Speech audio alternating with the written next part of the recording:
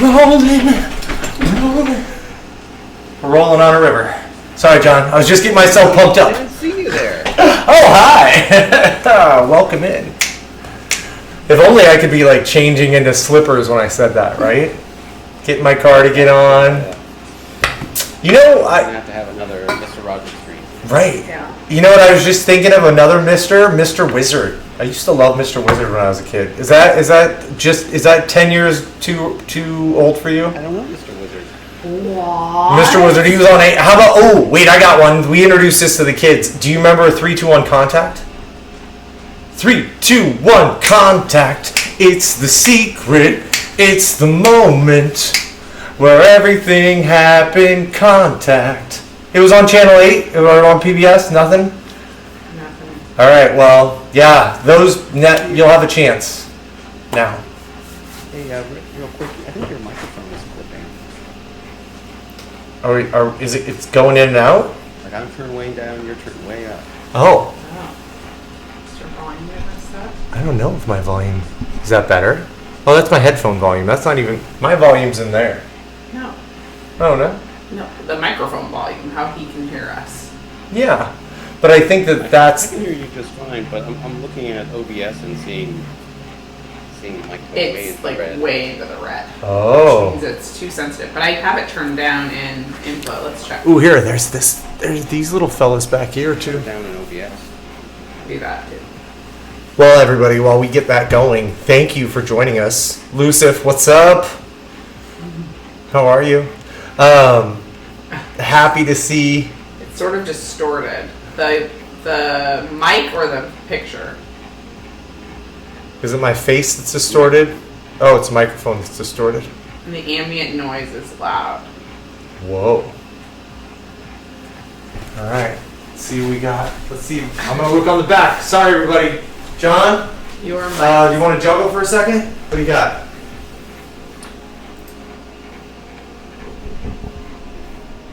John. Let's see. I can't see everybody. I'm assuming it's entertaining. How's that? Any different? I'm even closer now, so. Yeah, how's that sound, everyone? Billy's mic. They're all the same mic too, Lucif. They're. I don't know how to Well, make it. compared to John. Oh, got it. Now I get it. Compared to me? Now I get it. What's this? This could have got messed up. Any different now? You're quiet now. Ooh, alright, so I turned it down. Quieter now, but there's music.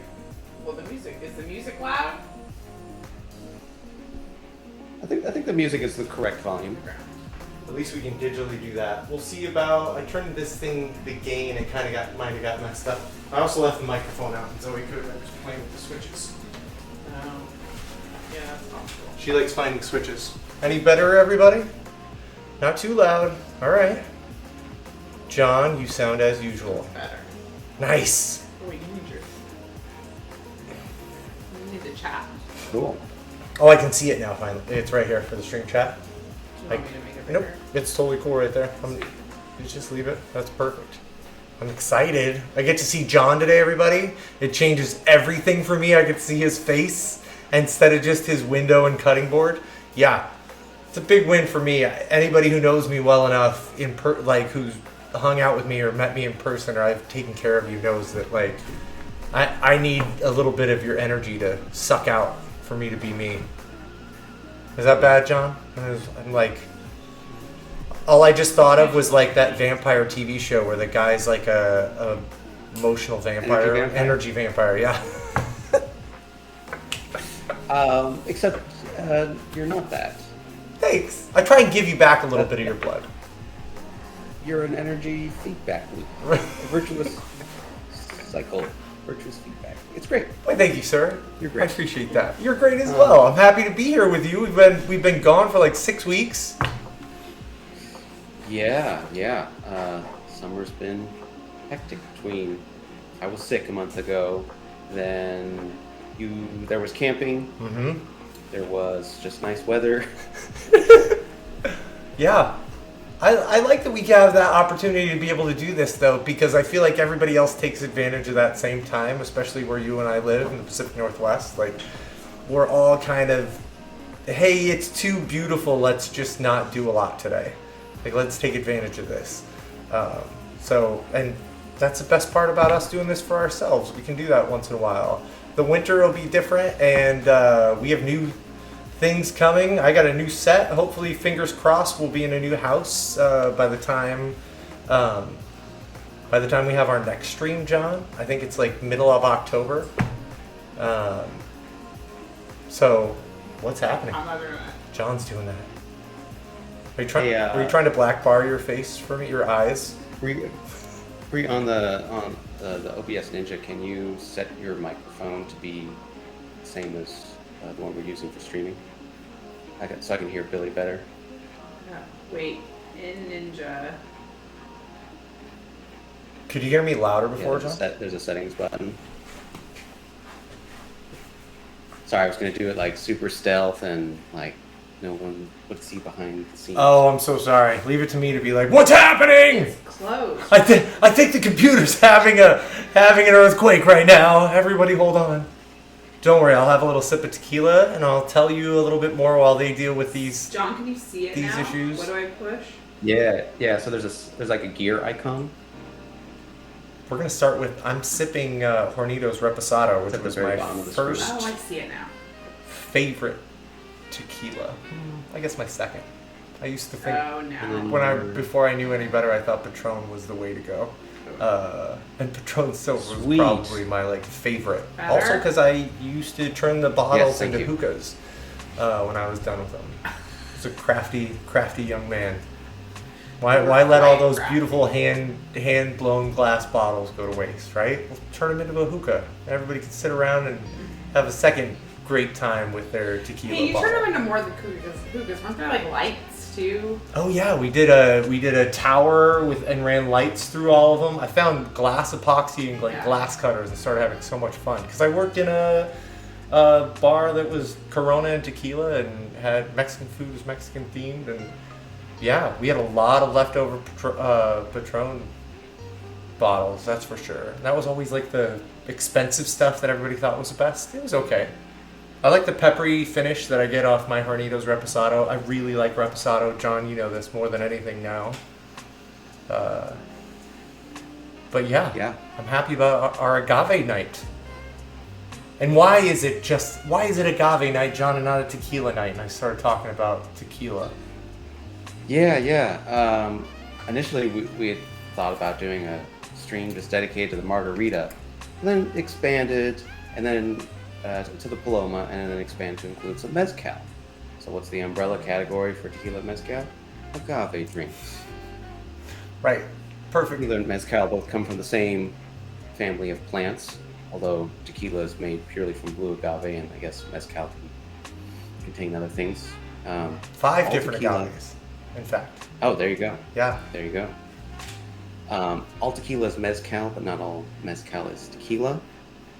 However, mezcal is prepared so much differently than the narrower tequila that's very popular here in America. The mezcal is smoked before it's distilled. The plant is smoked, and so it has a smokier flavor than tequila. It's like Mexico's version of Scotch. Yeah. Exactly. They all have the spiky agave plant that has all those spiky fronds cut off, and you get down to what looks almost like a pineapple, so they call it a piña. And you either from mezcal, they're roasting it in a pit, just like you said. Races, Saturday night races. Yeah. Which Portland just recently decided to outlaw, like a few weeks ago. Yeah. Fines that they will now fine for street racing. Was it just street racing? Was it illegal before? Right.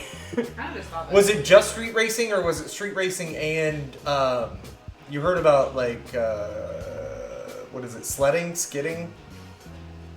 Oh. That was the other thing where people were talking about it. It's basically doing donuts.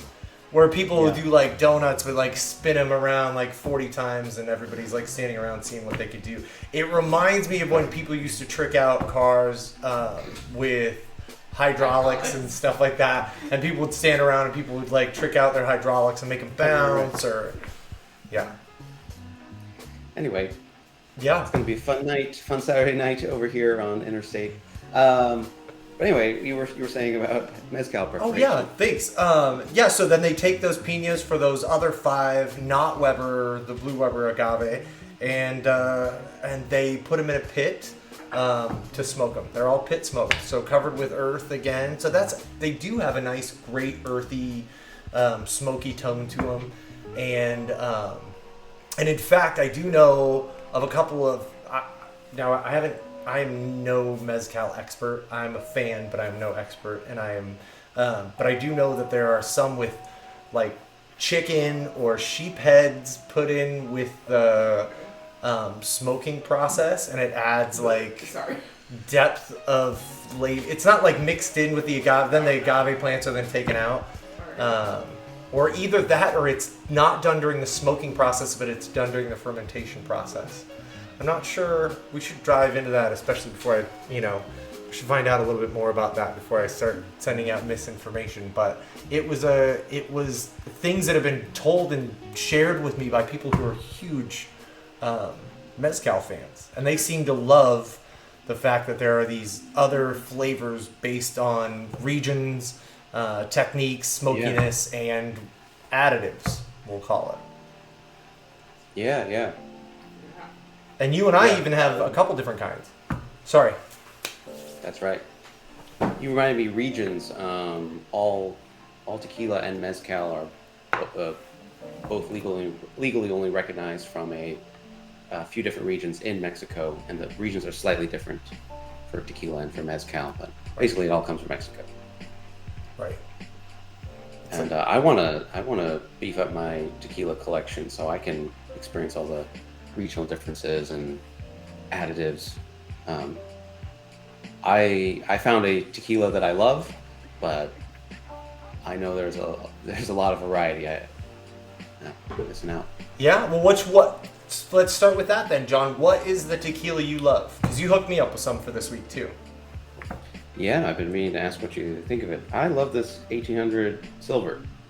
I sort of got into, the pure 100% agave tequilas and said, oh, okay, this will mix for a nice drink. Good as a mixer. Then a friend of mine showed me this, and I thought, wow, this is actually distinctly more flavorful by itself. And it's not that much more money, so I'm going to start drinking it by itself and use it in my margaritas and such. Sweet. You said not too much more money, like at the same price, like around 24, 25, or around 29? Yeah. Okay. Yeah. Between $25, $29. Yeah. I'm gonna have a little right now because you're right. I don't drink a lot of silver tequilas. I've only had a couple around, and you hooked me up with this and said that very thing, that this is one of your favorites. Depth of flavor is there, but you know what? I of course grabbed a little bit of Hornitos to start my night, and I should have grabbed a little bit of this 1800 so that I could have a better idea before we got started. I'd be curious what you think. Ooh, We'll tequila. be tasting your household favorite later. Hustle. Sure. Right, household favorite. Yeah, exactly. Well done. I was just looking. That comes up in the third drink, right? Welcome in, beginner in 1987. Bench. Yeah, or is that what it is? Oh, I can't. Maybe I do need that one bigger. Maybe I do need the stream got chat you. bigger. Thank you. Engineer, you just followed us. Yeah, welcome. Yes. Thanks for following us. Silver's your preference too. Now, have you expanded like throughout the years? Are you just starting? Are you new to tequila? I'm always curious about that. I love gathering like data and asking people about how they get their favorites. Lucif, yeah, no joke. There are shortages, and I don't know if it's just due to all the importing issues, or if it's also somebody. Yeah, never mind. I won't even say that. But there are lots of rumors flying of why there are shortages right now. I will be interested in finding out the truth. New, looking for more options. Well, perfect. That's fantastic. Taste it like it has brown sugar. Yeah. I have to happen to have the inside track on Ben here. I think he is a 1800 as Stan as well. Yeah. And I can see how the coincidence. Yeah, this 1800, I'm with you, John. Smoother than I expected it to be. But still flavorful. Really flavorful. Yeah.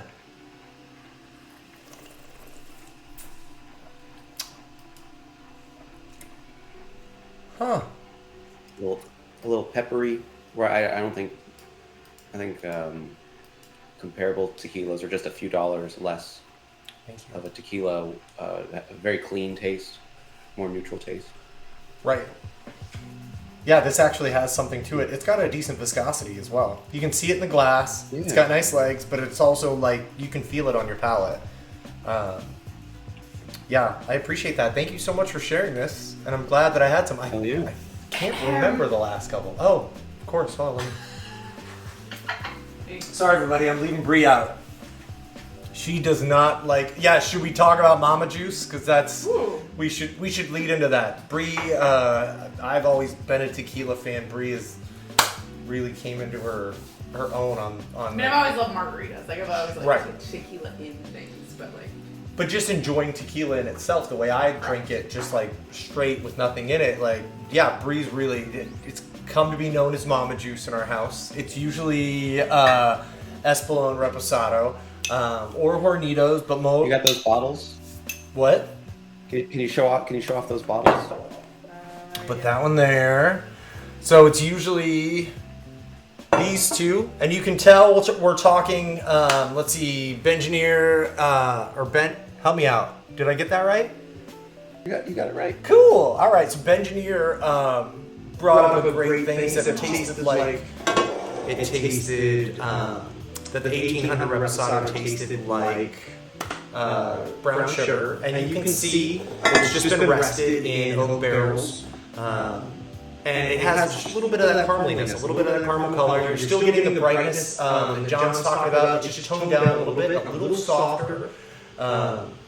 And yeah, I really appreciate this level. I appreciate Añejo as well, but that's so much further aged. And then John, we get into the almost being bourbon-like and subbing for that. So I usually fall within this category. It's affordable. And for me, it has that. It goes a little bit further than the silver. However, truth be told, haven't had a silver like 1800 in a long time. So I appreciate that. Cool. I'm glad I'm not crazy. No, not at all. I know. I popularly hear that advice, like, oh, you want to sip on a Reposado tequila or an Añejo tequila, but for some reason, I enjoy just sipping on this by itself. Yeah, I can completely see that now. I'm thinking like most wells, most things that we have, Patron, Luna Azul. Patron's got a little more liminess and brightness to it, and steam seems less refined. And I haven't had Patron in years now because it's now off the thing. Don Julio is going to be closer to this 1800 Don Julio silver that I can think of than probably anything else. Our wells, Luna Azul. I can't think of anything past that Pueblo Viejo that we use in the bars around here. For margaritas, they're a much harsher, much sharper, but they stand out really well in margaritas, so people appreciate the flavor in that sense a little bit better. John, I've always had this geeky thing with you where I always have realized that, like, I told you about this too, where all of my younger coworkers that are just starting off with tequila always go for the silver because they always said it was smoother. And I always challenge them, try to do a blind taste test and things like that to try and challenge that idea, because I think that they do get toned down the more barrel aged you get. The sharpness gets toned down, the carameliness gets increased, and then You know what I just thought of? I wonder if it's because of the evaporation rate that the intensity of flavor and the richness of flavor is the thing that they feel is the overpowering part of it. Whereas you and I go for richness, bitterness. You know what I mean? We're super used to those strong flavors. Yeah, that just hit me right now. Well, everybody, welcome. Thank you so much for being here. Do you want to get started on making one of these, John? Yeah. I think it's time for the America's Anytime drink. Word. I mean, not just Cinco de Mayo? I'm just kidding. This is, I've heard statistics, this is the most popular cocktail in America. Margarita, yeah. That we're about to make. This is the Margarita. I can see that. I believe it. Just not shocked at that at all. Especially because, like, there's, like, slushy versions. And those are, like, less, you know what I mean? Like, I feel Strawberry like margarita, it's like a gateway into... Mango, Yeah. right. You can do all these different things to it. It was, John, I think it's taken place of the daiquiri. The 1980s daiquiri. Like... Yeah. Where people are like, and I not your agree. kind of daiquiri, but the quote-unquote daiquiri. Yeah, the Vegas daiquiri. Exactly. Or maybe the New Orleans daiquiri. I don't know. The margarita, but also a classic margarita. Even if you get just the classic recipe, I think its reputation is well deserved. It kind of has everything. It's tart, it's sweet, it's salty because it's often served with a salt rim or salt snuck into the drink if you're Billy. Like who doesn't want all those three flavors? Any better? Nice. Yeah, I completely agree with you. I was also messing with the camera there. With fix. Yeah, I agree with you. Sorry, I was just reading up. Somebody was talking about how they appreciated the, or Bengineer was saying how they appreciated the carameliness of the Espolón and the smoothness next to the Reposado 1800, which that's why I use that as a sipper more often than not. And 1800 Reposado, oddly enough, I am way more familiar with. That was one of my best sellers back at Dos Gringos. It's interesting. Yeah. I mean, it's an easy. It's very recognizable. It's a little top shelf for Jose Cuervo, so you just a little bit up there. And if you think about it, just a plain bottle of Cuervo Gold is a lot less refined than that.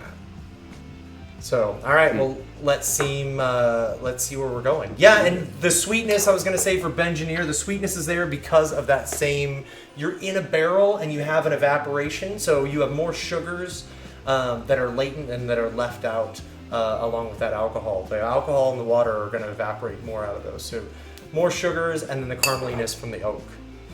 All right, John, so let's start with our least as we like to do. Oh, actually, let's do something first. Salt or no salt on this margarita? I would like to practice my salt. Word. I'm gonna do salt too. I'd like to. I'm on. I think you just mentioned a little something about it. I didn't hear all of it, but about me and salt. But I am gonna have. I'm gonna do about a quarter of a glass of salt. We're gonna do a dip rather than a full rim on my side. How about you, John? Are you gonna do your full rim? I want to follow you. I like the partial rim so that people who want salt can taste the salt, and if you don't, it looks pretty, and they can drink from the other side of the glass. Right. And I encourage everybody to try a little bit of that salt. Like honestly, it's gonna need it. We're adding just enough that some salt is gonna get mixed in to the drink, which it needs to be there. There's a reason why. It really plays off the rest of the flavors and the rest of the ingredients and accentuates them. So you want that in there.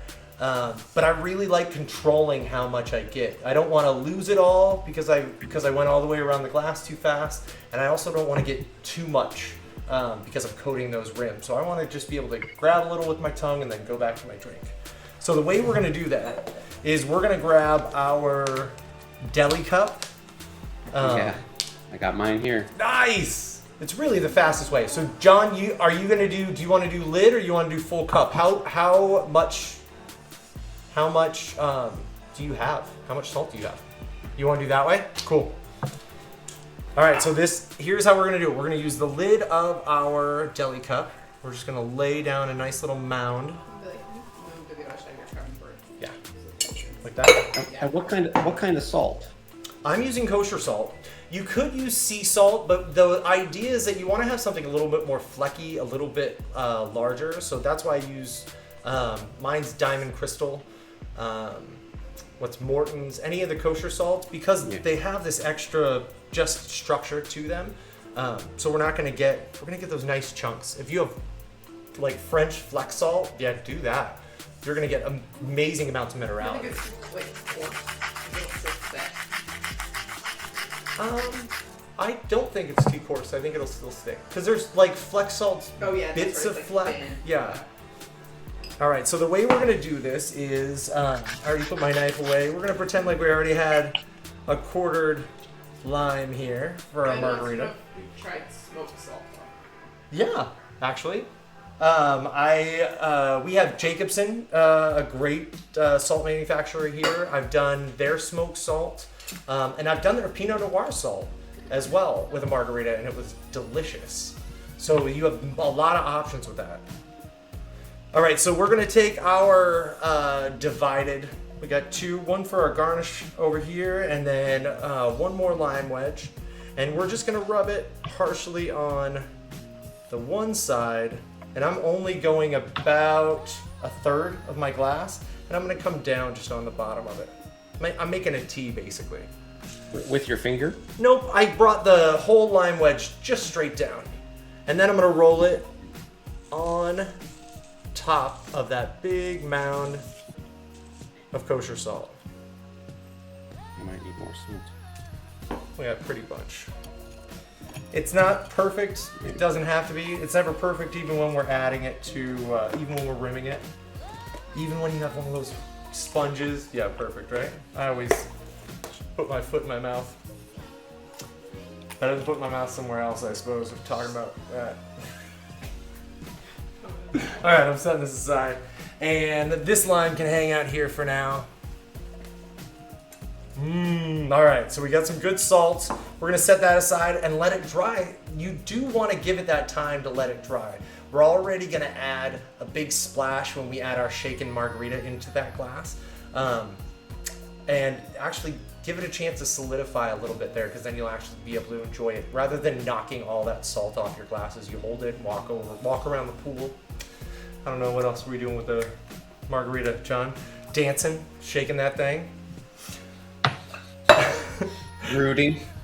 If you're me, you're brooding in front of a fireplace. Just brooding with a margarita in front of a fireplace? Yeah. It's the anytime drink. I'm at a ski chalet with a margarita. Leave me alone. All right. Well, let's start with. Okay, maybe not that time. Any other time. No, it's your anytime drink. That's it. Next funeral, I'm making margaritas. That's not a bad way to remember someone. No, that's how I hope to go out. I'm gonna have I was gonna say I'd have a keg in my casket, but why would I ever waste money on that? Not the keg, the casket. We'll have a keg at my funeral for sure. Every good passing of any great friend that I've had, we've had a keg and many beers at. Even regardless of whether any of us are Irish, we seem to observe someone's passing in that same way. All right, so enough of our morbidity. Sorry, John, if I was bringing you down. Let's start with our lime juice. Make sure to grab your jigger and hit the entire meniscus. That's the little bubble going just above your jigger top, the top of your. Oh, see, it's shaking. Oh my gosh! And then I like sprayed it as I did it, so probably lost my entire meniscus there anyway. Agave nectar, and then we're gonna do orange liqueur. Our agave nectar tonight is not diluted. John, you didn't turn yours into syrup, did you? No, I've been just using whatever was off the shelf from Costco. Good old Kirkland, you and me both. Yeah. I don't know what that means, or if it's good or not, but it tends to work really well for us.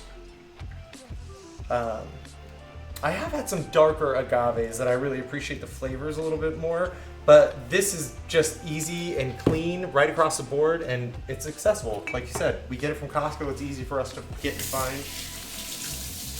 And John, even when I'm getting it at like the restaurants, stores, it's still a little bit cheaper from Costco. So I don't know what that means. What are you using for orange liqueur tonight, John?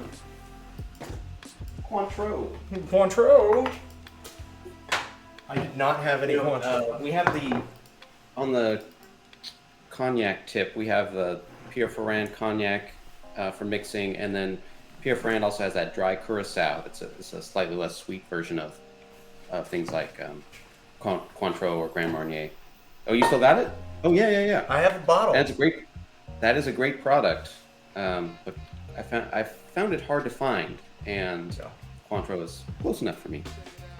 Yeah, and Cointreau is a little, they're about the same sweetness, a little less dryness in Cointreau, and I feel like you already have enough dryness with the lime and the salt that you're adding. You're making one margarita? Well, I've been only making one of every cocktail the last like 2 or 3 streams. Do you want 2 tonight? No.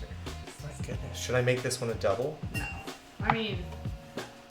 Why? You're All right, right. I'm challenged now, John. I'm doubling it up. She won't say she wants it, but she obviously. Let's be honest. Lucifer, want to talk to your friend here? What's up? All right, so I'm doubling it up, so I'm doing another ounce of my lime. Let's see if I can not shake my meniscus skin. Thank goodness.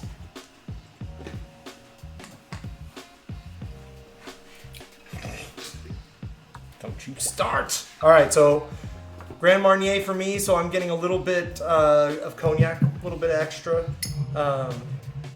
grapiness on that, because I think, are they still both the same base spirits, John? Or I feel like Cointreau's a liqueur and not a brandy base. Let's see, so it's 40%. Let's see what the... it does not talk about its base. It's all about that. Oh, maybe it does in French. Something about from oranges. I recognize that French word. Perfect. I'm glad to see all that high school studying turned out well. All right, so then next up we're going with our tequila, and you and I are both using silver 1800 for this one. I told you I'd go with this one for. What you normally use Espolón Blanco? Yeah, or in your household? we normally use or Reposado for everything? yeah, or Hornitos, depending on what we can get. Is that a refill bottle of Espolòn? Does it count as like a small bottle? I don't know the last time we bought a small bottle. It's because we can't get big bottles, just like Lucifer was saying. Like apparently there's like a shortage. So the last time I went to the liquor store, John, one of the guys that reminded me that it was going on sale in 2 days, or the next day.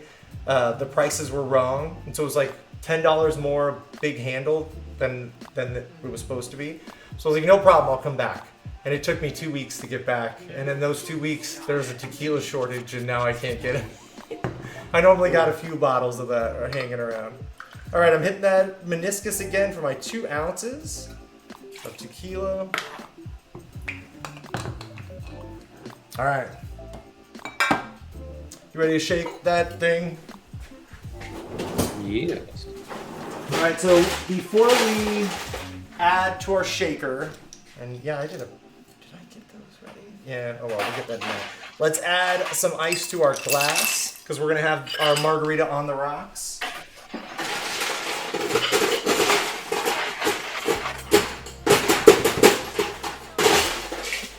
That was the toughest.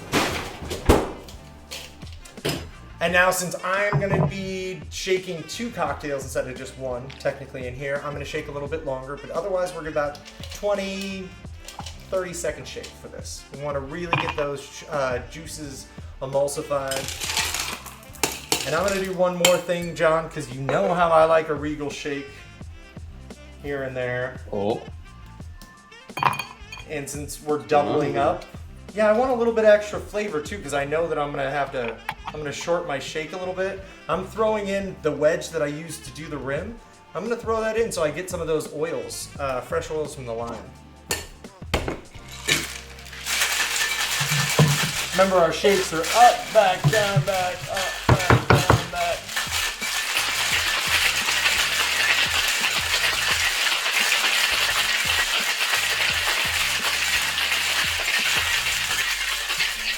Well done, sir. All right. Cans, they should be sealed now. Give them a nice little crack. Loosen your top. Get your drip. You got a lot of booze in there.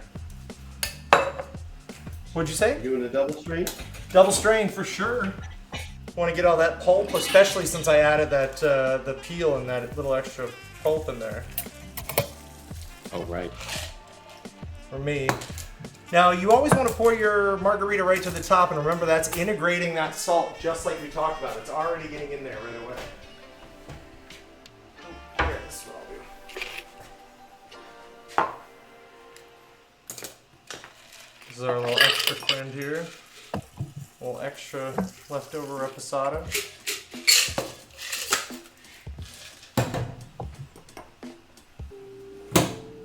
Put that away for later. All right, so just to the, it's gonna be on my right side. I'm going to go ahead and place the lime in there. I wanna put it right next to the salt. It's kind of shown that people, that way you're actually presenting it with the salt away from your guest. They can come right back to it, but it's just a little bit prettier that way. It's kind of guiding everybody into showing them the end of where their salt's supposed to be. Kind of just makes your cocktail look a little more intentional with its frosting. Oh, wait. All right, so I'm looking at it this way as if I am...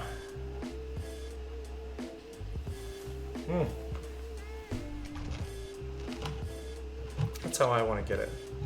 Might be counterintuitive, but... I said it might be counterintuitive, but that's how I want to get it. All right, you ready? Let's taste this bad boy. Drink this. Cheers. Cheers. So glad I get to see your face. Giving it a little lick.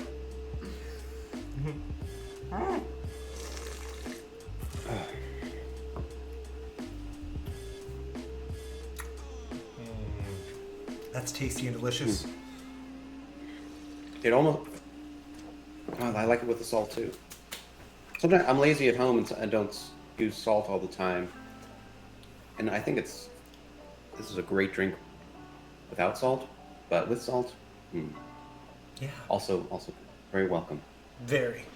You know, I told you that usually I don't take the time to rim it, but I'll just put a pinch of salt in most of the time. I think I've told you that. I've done that, yeah. It's my hack. Ben wants to know, says that they never shake drinks. Okay. So convince him that he should shake, not just only stir. Oh.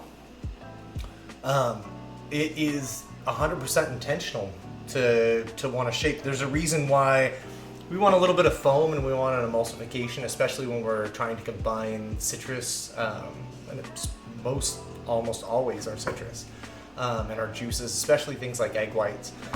You're just going to be limiting yourself, Ben, to not being able to go further with your cocktails by only being willing to stir them and not being willing to shake them. You don't have to buy any of this equipment. It can be something as easy as a mason jar, 16-ounce mason jar with straight sides and a lid on it.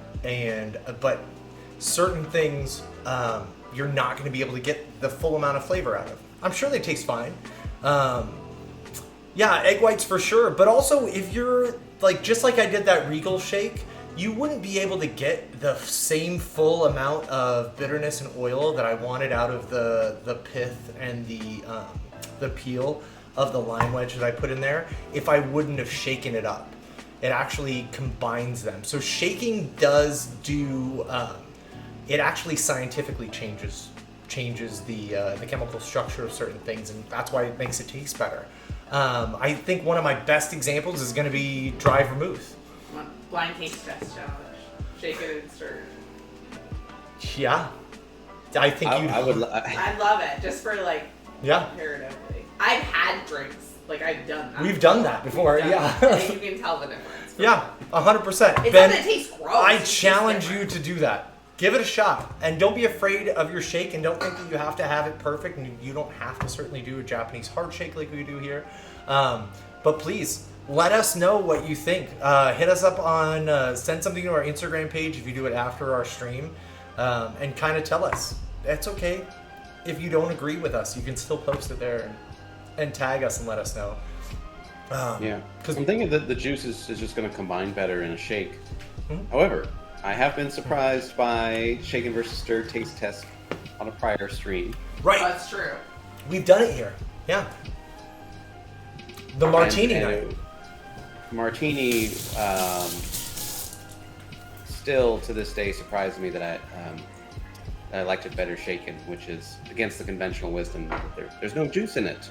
Right. There's no egg white. There's no need to shake it. You can stir it to get it to proper dilution. I don't know. I just thought something about that extra dilution and the aeration of the vermouth. Well, you I remember... don't know. I like the shaken one. You remember the Stanford study, I believe that it was, that I told you about that went along with that, right? Which is what brought up, I think this is what prompted us to do it, is that they did a study based on how that you actually get beneficial things out of the vermouth. All those bittering agents, all the things that they put into vermouth, they actually are changed chemically with a shake and not a stir to aromatize those particular things and actually make them more health beneficial for someone than without. Whether or not of course that then leads into the argument whether either one of them being alcohol, adding that to, could be beneficial, but that's how they did it. And that's what's kept me doing this for so long, John. That's what keeps everyone intrigued. There's so much more science to this than just science and alchemy and a little bit of art, as opposed to just flavor or just doing something because it was supposed to be so. So Yeah.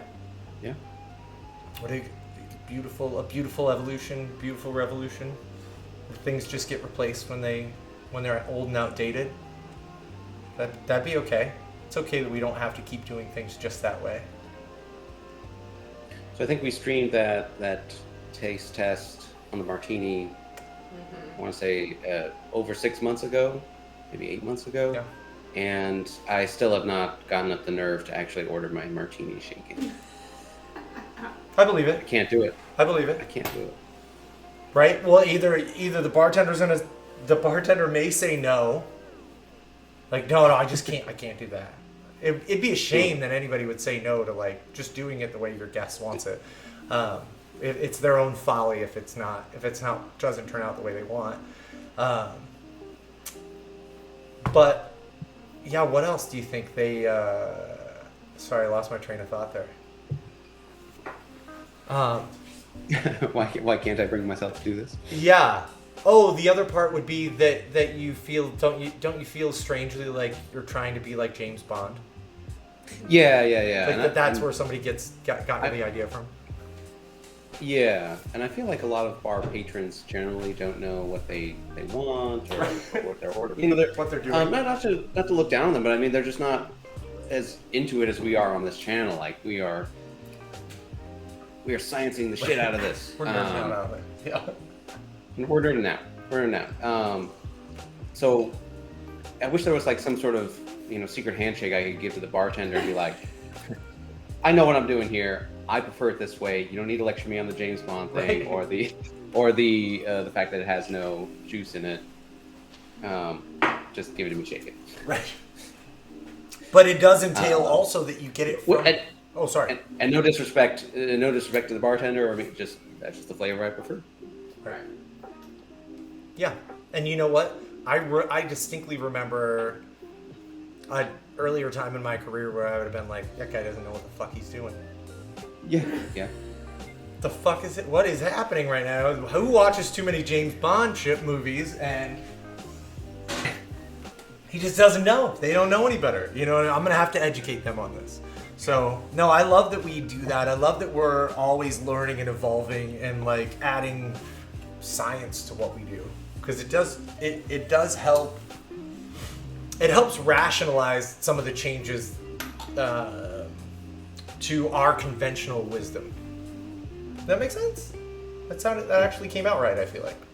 Shocked. Someone should clip that. Holy shit, somebody. Yeah. We gotta save that for posterity. Hey, so coming back to this, how do y'all like the margarita? I'm a fan. I appreciate How is it? that it's less... Oh, sorry, go ahead. No, go ahead.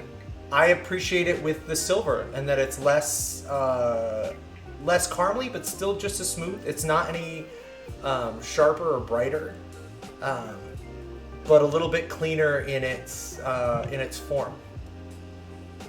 And I get enough carameliness with the agave, I believe, too. With the agave nectar. Yeah. So any No, more that would be was- extra sweet. So I should do also a third blind taste test with this bottle, right? Yeah, Mama Juice. Mama Juice. Oh, juice. You should. Sub that out for the 2 ounces of Blanco tequila. Okay. You're gonna have a busy Sunday.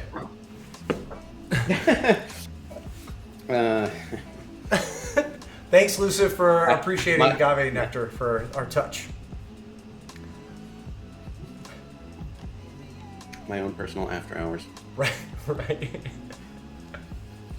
Is the lighting still weird? Yeah, it's like so freaking. We're having weird things with the lighting. We're trying. It's okay. This is the last show in this. With this set, we got a new set coming in a couple, 6 weeks maybe, 4 to 6 weeks. Yeah, so normally we'd stream it. We normally would stream again in 2 weeks, but you're going to be moving. I'm gonna be moving. New place. Very excited. Yeah. I don't know yet. Yeah, fingers crossed everything goes well. Also, I'll be traveling, I so know that. I would have missed it anyway. I was gonna say. I'll be in New York City to do some eating and drinking and show watching. Are you so excited? I am. Which shows in particular are you hoping to be watching? Or are you already there? Are you tickets bought, schedules made? It's options are a little bit limited, Okay. but I did snag tickets to Hamilton. Have you heard of it? I have heard of it. This house sings a lot of it. In fact, my kids, we continue to listen and watch it a lot. It's got a lot of great music in it. Cool. Yeah, I hear things about it. I know nothing about it, but I'll do some preparation before I go see it live on Broadway. You can hack our Disney Plus subscription if you want to watch it beforehand. I feel like if I was going to see it, I wouldn't watch it. Yeah, I don't know that I'd watch it either completely. Watch it after, because then you can see it with the original cast, and then you can compare. But don't watch it before. That would be my Really? strategy. Don't watch it before? No, because it's the original cast. So the original cast is always. I mean, in theory, you would expect it to be better, especially because it got so popular. So in my mind, you would go see it, Sure. experience it, and then Wow. watch the original, and then you can compare it retroactively to the original. My instinct was that it would get me ready in it, and because I can, on the Disney Plus version, I can pause and rewind. And what did they say? Yeah. Okay, so it'll and then definitely get the you live into version is just a whole lot of new information coming at me that I True. can't stop. Well, you could just listen to the soundtrack I'm not familiar. too. Yeah, I should do that. I'm torn. Oh, I don't know what to say now. John, you I'm kind torn. of brought me over to the other side. Yeah. Hmm. I don't know. No, I'm yeah. Throw it right down So, your throat, Yusuf. Did Throw we it address away. Ben's question? Other less caramelly options, maybe more interesting tequila options? More interesting. Mezcal? Yeah, mezcal. Yeah. No, I mean there are some, but I've been so out of the tequila game for a hot minute that I feel like there are so many tequila additions. There's tequila with lime flavor added to it now, and I feel like it's gonna go the Fireball route or Yeah. the Jack Daniel's flavor route. But Did you ever have Mi Campo tequila. Is that the blue skinny bottle? I don't think I have had Mi I Campo. want to say it's a clear bottle. Oh gosh, I can picture the label. I just remember it being like I think I ordered it. I had a taste of it by itself. I said, "Whoa, that's weird." And then I had it in a margarita by itself. And maybe it kind of tilted the flavor away from what a margarita traditionally is. On its own, it didn't taste like any other tequila I'd ever had. It was more, if my memory serves, more like baking spices and vanilla. Oh my gosh. That sounds amazing. So it blew my mind like that a tequila could be like that. But I don't know what I'd mix it with. Or maybe you're just meant to drink it straight. Right? Especially with that like So- refined flavor. Or that So if I found that on just by chance, it makes me think, oh well, there must be a huge variety of tequila, different flavors that I don't know about. Right. Well, I suppose it's going to be like, it's so funny though. All I keep thinking is that tequila's still designed around that Blue Weber agave. Though, so there's only so much that you're going to be able to change with pressure and Right. the different kind of water. Heat source? I don't know. We'll see. I mean, I'm sure there's going to be something out there that we're going to see.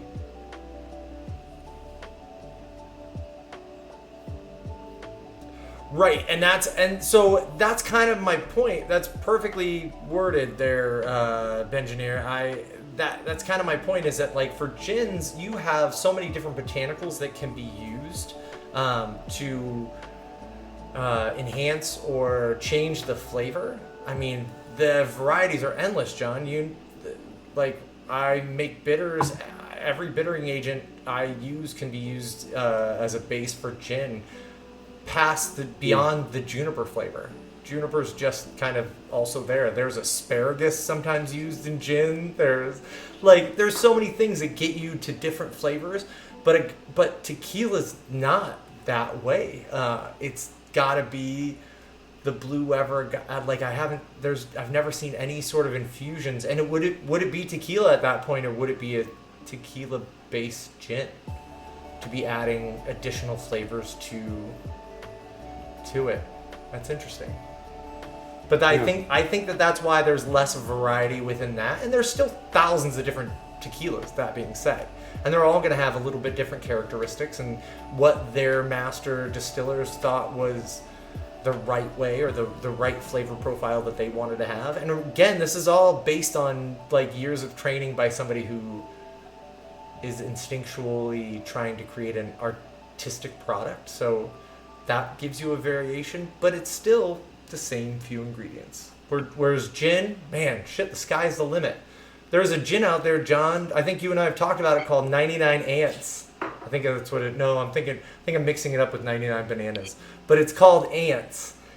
Something Ants, and it's got like so many thousands of ants in each bottle of gin. They're not in there; they've been strained out. But because ants have ants' bodies are like lined and coated and infused with antimicrobial, antibacterial stuff. That's why if you smush an ant, it can smell on your finger. It's also why they can live in very cold, damp climates. They're not susceptible to molds or fungi the same way every other animal is. Whoa. So that flavor has been imbued into a gin just for that particular. You're blowing my mind. So this gin is not vegan then? Ooh. Holy shit! I don't know. Yeah, I guess not, because vegans won't eat bugs either, right? No, we have some Do we? Oh, lucid. we might have some vegans or vegan adjacent friends to tell us. Segans. We got some Segan friends. It's funny. I figure so much liquor does not use animals. I figured, and then that one was new to Then me. you guys are talking about Ants. agave and chicken. No bugs. Okay. Yeah, no, but yeah. So no bugs either. So yeah, so no bugs for vegan, so it wouldn't be vegan. I mean, John, you know that I've been doing some consulting for a couple different vegan restaurants too, and that even comes down to trying to find, different kinds of fermentation and different kinds of additives that are used to either clean or eliminate foam. Can be a milk protein or things like that people wouldn't think had any animal products in them for a particular wine or. It was an old tradition that has been phased out, but there used to be an old tradition in France to use a certain part of like cat body to it could have been, I don't know, but like to use to for one step of the process. Yeah. Well, you've heard of Rent. People use that. I believe it's called Rent. That people use in cooking, and it's a like the bacteria that comes from one of the glands inside like a cow. Like there's a lot. It's like it's used for a fermentation. It's it's like a souring thing, but the sourness creates another byproduct. So who knows? There's so many amazing things that we don't even realize like have some sort of animal in their lineage. So rennet. International law. Thank you, Lucif. Rennet and cheese. Yeah, rennet. I'm not crazy. Not rent, though. Rennet. So the international laws that recognize authentic tequila and mezcal probably say no ants. Maybe. I don't know. Maybe no ants. Yeah. Why? Because I haven't seen a quote unquote vegan tequila though. Any that's claiming to be that. So maybe they all have ants, technically. We don't even realize it. You're ruining tequila. the forgotten part of the tequila making process. Right. Well, they are digging a pit in the Yeah. ground. That was the only thing I thought of. Existential friends. Loriander, what's up? How are you? Welcome back, Loriander. Welcome back. Are you working?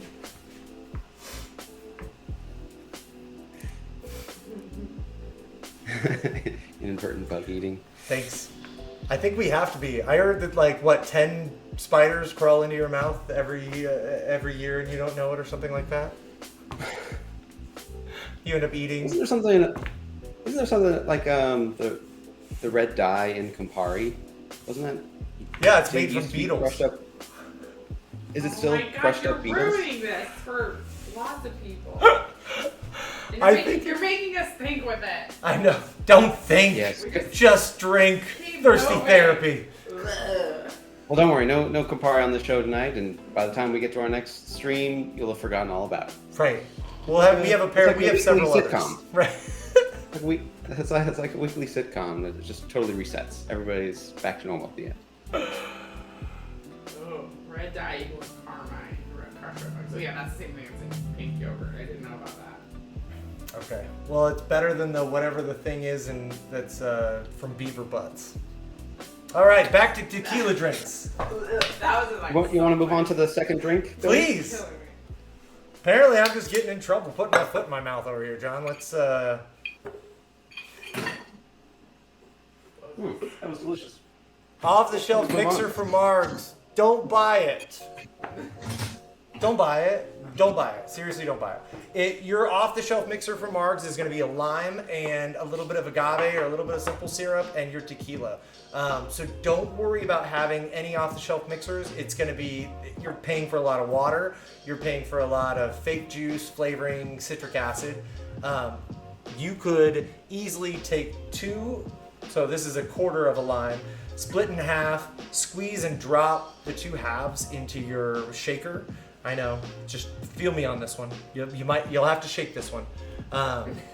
And then a little bit, either about a half ounce of agave or a half ounce of simple syrup.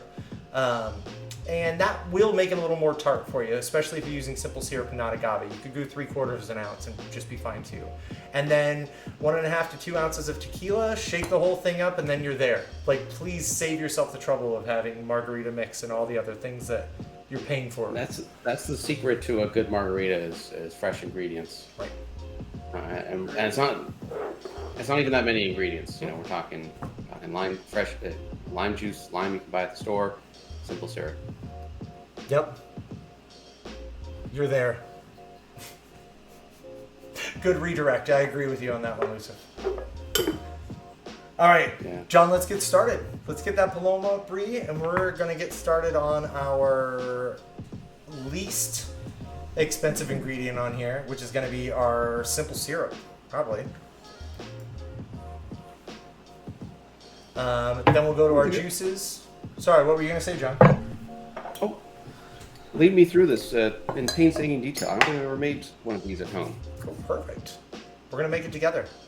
It's going to be yummy. And we're doing a cheat. We're like making the highest end, fanciest Paloma because we're going to make it with all fresh ingredients, whereas the original Paloma was actually created with either squirt or a grapefruit, Mexican grapefruit soda. And not even Like Doritos. And yeah, like Doritos. Not even fresh grapefruit juice, so we're lucky to have that. I'm grabbing my soda water just to have around. And let's get started with, we're going to build the same way we built our margarita. So let's start with our simple syrup, and we're going to go a half ounce. Mine's a little golden in hue because I used a turbinado, not quite turbinado, yeah, but the organic, unrefined sugar. Lime juice, I'm going to do another half ounce as well. Bree, do you want me to double this, or is just one going to work out okay? I want to work out. Okay. Thanks for asking. Of course. Should probably get it together now, right? If I was... figure it out early before I start going backtracking and double up. Next up, we're going to go grapefruit juice, which is going to be 3/4 of an ounce. So we still... So I need to... Sorry, carry on. At some point I'm going to need to juice my grapefruit. We'll get there. Go ahead, juice it real quick right now. I'll tell everybody... the Paloma, again, was going to be grapefruit soda and lime juice, a little bit of lime juice. We want to have... even when we're using the fresh grapefruit, which is going to be a little more dry, obviously, than grapefruit soda, we still want to have that lime to make it a little bit drier and a little bit brighter. It's a different style of juice, too, so we like having those blends in there. And not quite as numbing or tangy the way the grapefruit is going to be. Don't worry, we still have a little bit of grapefruit that we're going to add towards the end because we want to accentuate that grapefruit flavor, but we'll do that with our garnish. When we're finished, or close to our finish with our garnish. So I got those two ingredients in. I need to get my tequila in. Sorry, go ahead, John. So for my grapefruit, I'm gonna plug my juicer. I'm gonna run my juicer for this one. Okay. I do not like. Well, first of all, someone who juices a lot of citrus for cocktails, you might invest in a electric juicer or a larger hand juicer. I got the wire cutters recommendation. It's very cute. Let's see here. Let me show it up.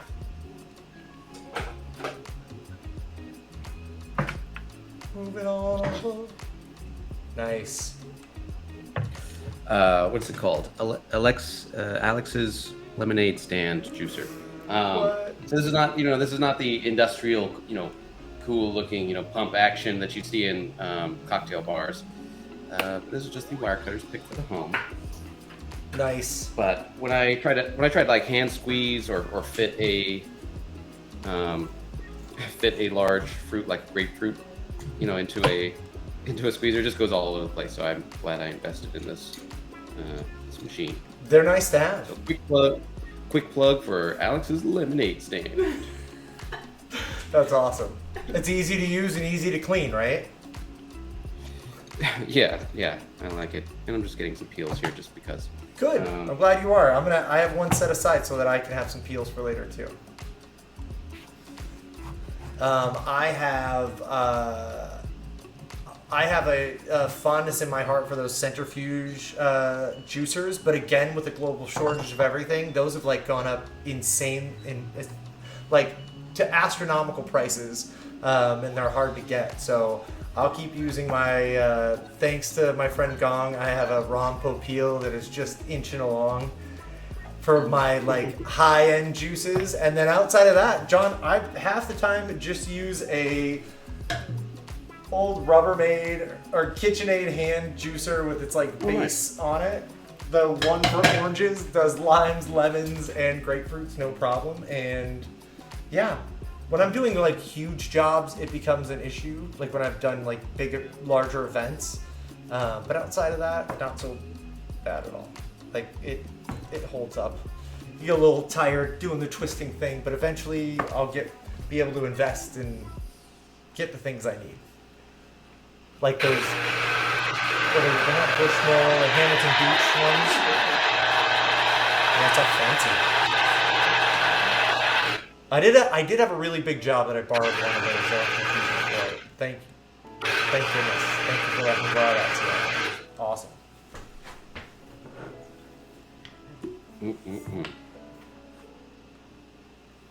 How much grapefruit juice? You know, we only need 3/4 of an ounce for this one, so half of it is going to be more than enough. You should get about 1.5, if not 2 ounces of juice at least out of a grapefruit. It's a small grapefruit. So while John rinses, I'm going to jump to my tequila because I have everything else in here. So I'm going to go ahead and add, actually, there's shortage. John and I are going to do our own picks. He's going to do silver. I was going to do reposado. I think the flavor might lend itself well to use the Hornitos instead of the Mama Juice. We'll keep that for sipping. So I'm going to go 2 full ounces of tequila on this one. Again, right over the meniscus. Drop it in. If you dribble, you dribble. Don't worry too much about it.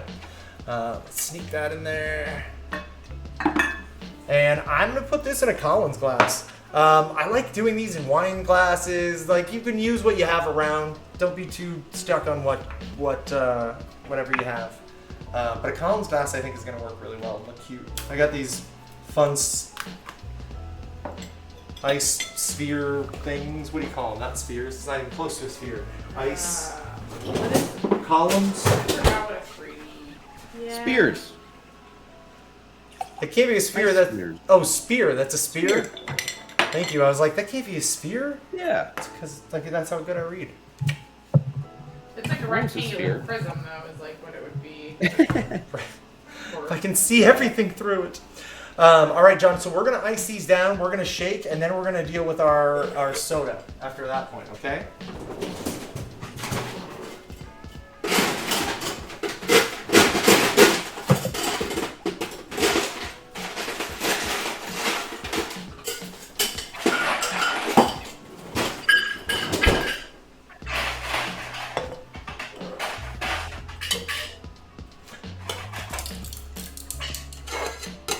Pour mine over the ice. Make sure you bang that down. Again, we're going to shake this one up. We're using juices. We want to emulsify all those things. Oh, I did forget a little pinch of salt. And this one as well. Just because that's how I roll. And my pinch is big finger, so I'm kind of a big pinch. Kind of a big pinch. All right. Give it a good shake. This one's only going to be 20 or 30 seconds. Nice cubes, John.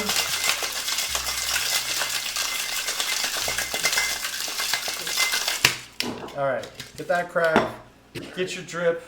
Don't lose all that great alcohol. In fact, I'm gonna let it drip just like that while John gets his shake, because he's almost where he needs to be.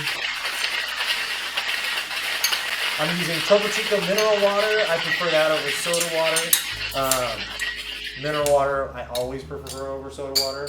I like the flavor. I like the minerality. No, I like that it has more flavor than it is just bubbles.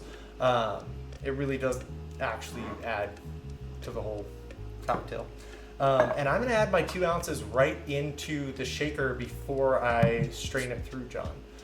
And I'll show you that that's going to actually like get everything working through. More lighting issues. Yeah, Loriander's like, the light's brutal. Oh my god, no. Sorry, Loriander. All right, so I'm going to pour this in, John. We're going to pour slow too, because the chemical reaction that you're going to have through mineral water hitting your stainless steel utensils sometimes will make it go over. So go slow. Add it right into there. And the reason we're doing this, John, is this isn't a highball or anything else. I want to actually give it a quick little stir with my hands to get a little integration with that soda water in. And then we'll go back to our double strain. Get all our pulps out. 2 ounces of soda? 2 ounces of soda water. Okay, I think the screen says 3. Oh, I'm sorry. The screen does say 3. And you can go 3. I can't actually, I have a cord going over that part. So I kind of just thought, I was like, yeah, it looks like something ounces. It looked kind of like 2. Sorry, everyone. You can definitely do 3. I'm glad I did 2, John. You can see that mine hit my glass like absolutely perfectly. So 3 would have put me over. Thanks for your help. Yeah, mine too. Sorry, Loriander. I'm glad you were able to make it though. Should have added a Mexican mule there. You're right. For sure. And then tequila cocktails. Love it. There's always tomorrow. Give John and I just another reason to drink. We'll get there. We're talking about a blind taste. Actually, Loriander, weren't you part of our blind taste test challenge the last time when we did the shaken and stirred martinis? I could be wrong. I thought you were here for all that party. You've been a great advocate for trying things different ways as well. That's right. John, you ready to dive in? Okay. What's the garnish you got there? Ooh, thank you for reminding me. I just want to drink it. We're gonna do a lime wheel according to our source code, our list. But I also want to add just a little bit more because I love the tangy dryness and I love the actual it's almost like Szechuan peppercorn numbness that you can get from a little bit of grapefruit oil. So we're going to put that over the top just to add a little bit. And then I'm going to sink that down the side. But as you can see, the prettiness, you don't have enough real contrast in that drink to really warrant a gorgeous cocktail. So we're going to get a quick lime wheel right on the edge of the top in there. And always get yourself at least 3 good wheels so that you can pick them. Because the ones that you think are perfect, I need a new sharp knife. I need to sharpen this. The ones that you think are perfect, once you get them out, you realize some of them are a little wider on one side. All right, that one's a little too wide. This one's probably the most even. And I look for the ugliest part on it. And guess what? That's right here. Look at it. That little blemish. And that's what we're going to, we don't want anybody to see that necessarily, so we're going to cut right along that. That's going to be our slit, and we're going to hide it right here in the glass. Now only go about that far, otherwise your whole lime wheel is going to split. And I'm going to touch that down right next to our ice, what'd you call it again, John? Ice spear. Spear, our ice spear. Our ice Brittany. Our ice Brittany. I'm Brittany, bitch. Oh my goodness. Too much? I always just think it's funny that she's... Yeah, anyway. Still in the news. Right. How rough. Okay. All right, y'all. Everybody ready? John, are you excited? Going for a straw? Yeah, mine is overflowing. Yeah. I should probably use a straw, but... that with that huge wheel there, too. Okay, I'm ready. Uh-oh. 3, 2, 1. Cheers! Cheers.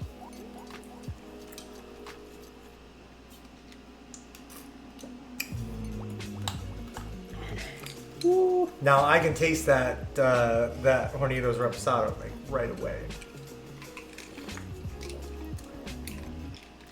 The black pepper finish really, really goes fantastically for me with the grapefruit. I'm a huge fan of those two flavors together. So I didn't catch this, but you know, earlier we were talking about like why isn't there as much variety in tequila? But you're already seeing that in this choice you made here between Hornitos Reposado versus sticking with 1800 or Espolón Reposado even. You're right. You're 100% right. We would have had a different caramely smoothness, but it wouldn't have necessarily stood out in the same way. And it's funny, grapefruit and black pepper I've done in a couple other ways. I've done it with vodka and gin and really appreciated those flavors. So it's no shocker here, I guess, that I'm getting that I'm appreciating those flavors.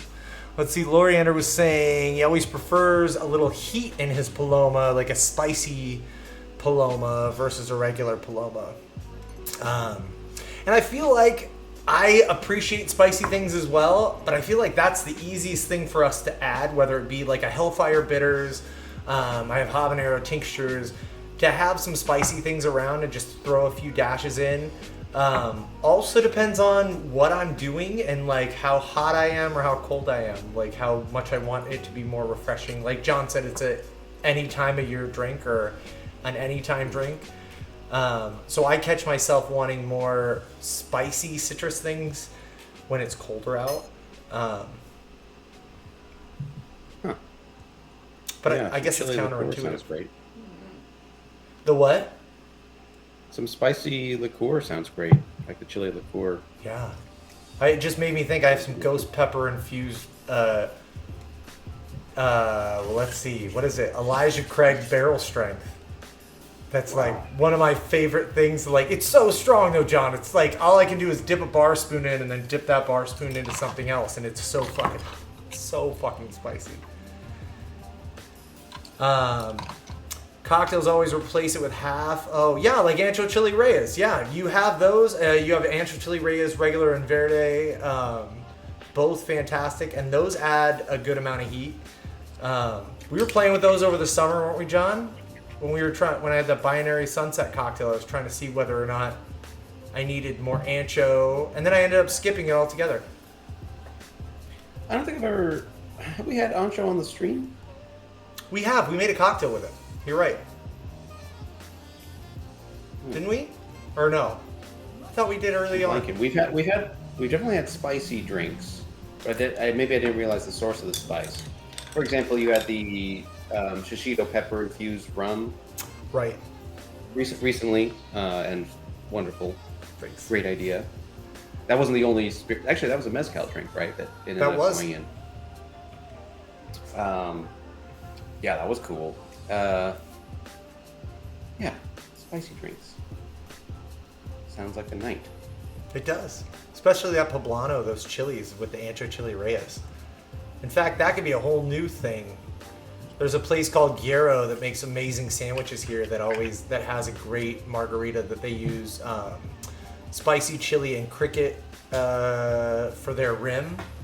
And that has such a different, like, nutty, cool nuttiness. I didn't even realize that that's what it was. I forgot what you call that, like the crickets, the dried spice crickets. But that I ended up even like playing around with some of like how that would change just the nuttiness in Ancho Chili Reyes and some other flavors. You don't even have to stay with tequilas. You can end up using that ancho with rum, and yeah, there's a lot of options. The world is our oyster when it comes to. Might have to get a bottle of that. I think or I'll share with you. I think I have some. I always have enough to share. With you, John. No. Yeah. I was just trying to catch up. Topo Chico grapefruit. It works. Yeah. Yeah. I agree with you. So did she not use grapefruit juice? No, she didn't use grapefruit juice. She used grapefruit Topo Chico. Or maybe she had a little grapefruit juice too, but she probably, technically she wouldn't have needed it. She's just missing out on a little bit of that juiciness, but she could have upped her lime. Oh yeah, my bad. Yeah, John and I are pontificating.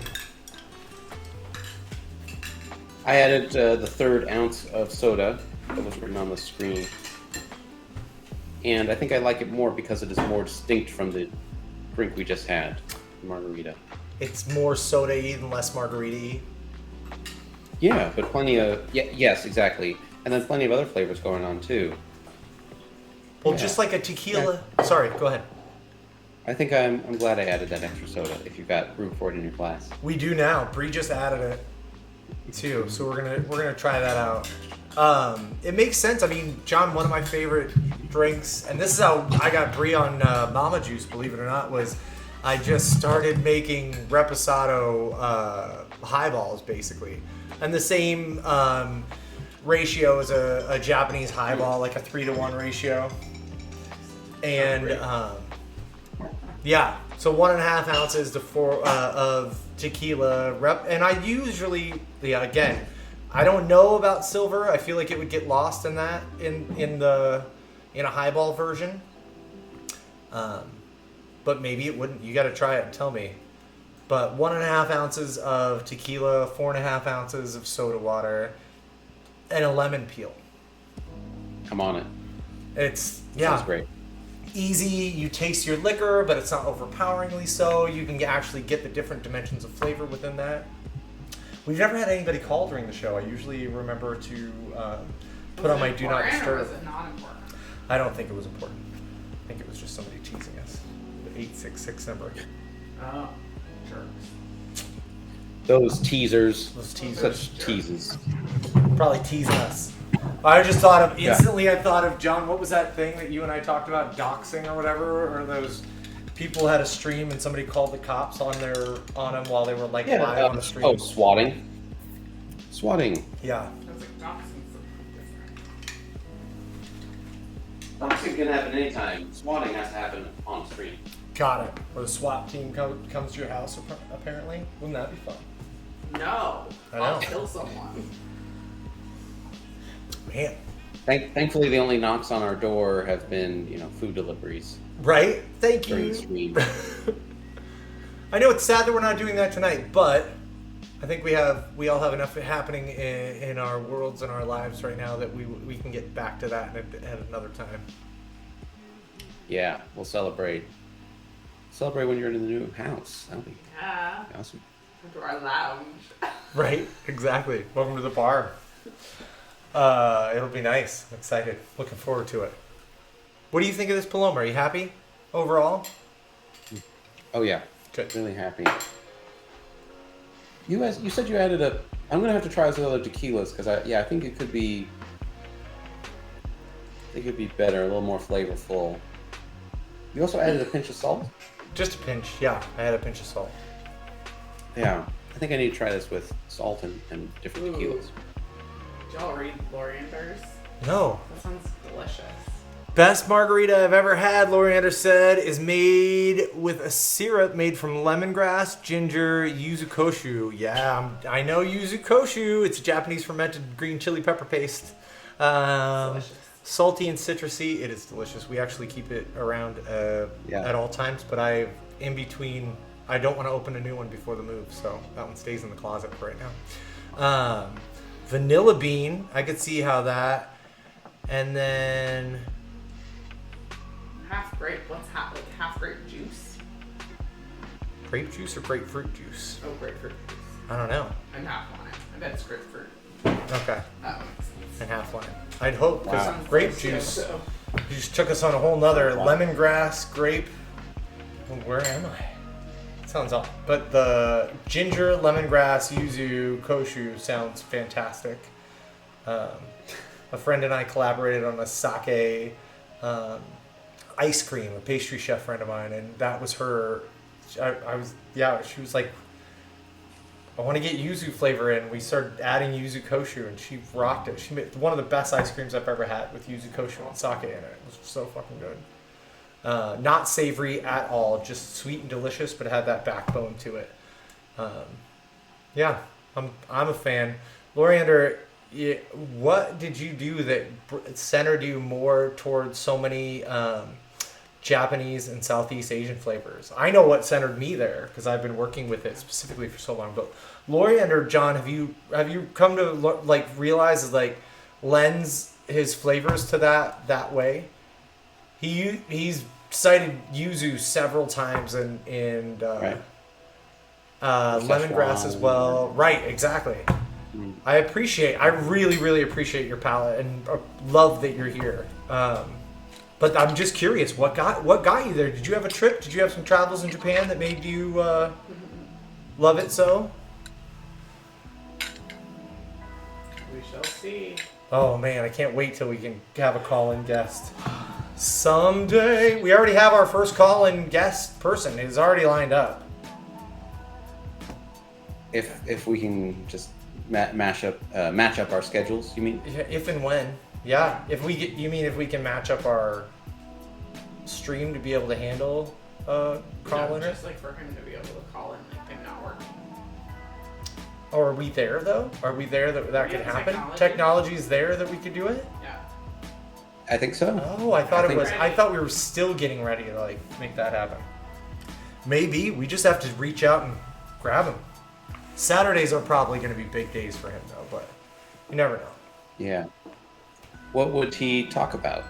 What do you talk about? Or would we just hey, you're the call-in guest. We grill you. You don't grill us. You know, I don't know. Ooh, that could be Negroni riff. We could have him talk about what he like his like some of his. We could talk about sherries. Should have had him on the last sherry show. That sherry was what I was thinking of. He taught me about sherries.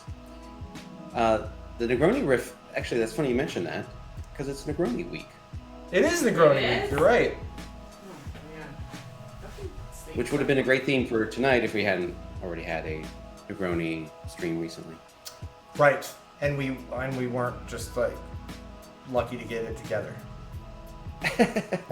Right? We got a lot. We've got so much shit going on, John. I even said that to Bree. Like, even preparing for our streams, we've been having so much fun. But like, really, like diving in, I want to start getting better pictures and stuff like that out, or even better prepared. I think we pulled it together pretty fucking great by the end. But I'm excited for our a little less up and down with our studio, and yeah, we'll see how much further we can take this.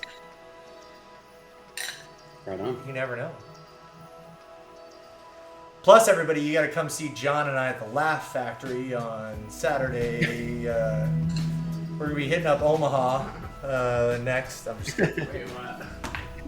The Omaha Laugh Factory. Nebraska's our crowd, John. We're gonna make them holler. If you can win in Omaha, you can't win anywhere else. I got nothing. All right, wait. Oh, here we go. A Japanese bartender. Use it in a cocktail, and I got some. Fell in love with Yuzu Kosho. Yeah, makes sense. Enough ginger added. Yeah. All right. Loriander, I am working again, but in different capacities. I'm not back full time to shaking drinks every night. We have a strange, like, we're in a weird time for our my industry, and I really, as much as I love, as much fun as it sounds like fighting with people over masks, or masking or not masking. Yeah, no, I'm not at a restaurant right now, or a bar. I am working, consulting, helping other businesses open their bars. We're doing our stream, private events, and I'm doing some other fun stuff with some distilleries and cool things. You'll see it on our Instagram coming up here pretty quick. But I am, we're taking Thirsty Therapy on its own with the consulting and things like that. So I'm enjoying not being constantly behind the bar, but we'll see.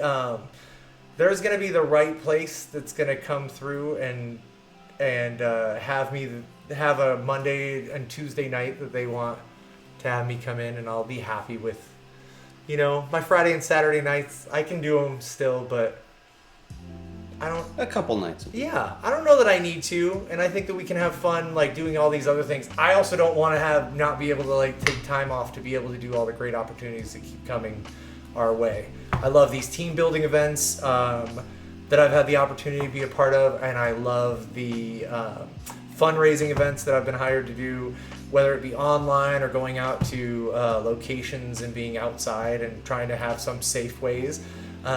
Between that and all the things with kids going to school and not going to school and having to stay home for quarantines and things like that, we'll see. I'm still feeling out my year, Loriander. Hopefully soon. You are completely back to normal. That's awesome. There's some places here that are completely back to normal too. I don't know if it's justifiably so, but they're just owning it regardless. John, you're going to New York. They're kind of back to normal, although I just saw a 22-year-old get beat up and brought to the hospital because she tried to stop a group of people that asked them to show their vaccine cards in New York. A new viral thing. That's where I'm going? Yeah. Well, it was behave and you should be fine. But now they're like hiring security people to check people's vaccine cards because it's a lot to be left to us. I kind of like it that it's required there that I'll be hanging around with, like that show I'm seeing, I'm going to Broadway, that I'll be in a room with a bunch of other vaccinated people. I feel very safe. Yeah, I can see that. I think it's a peace of mind. I totally get it. I think it makes sense. I don't think we should be the ones regulating,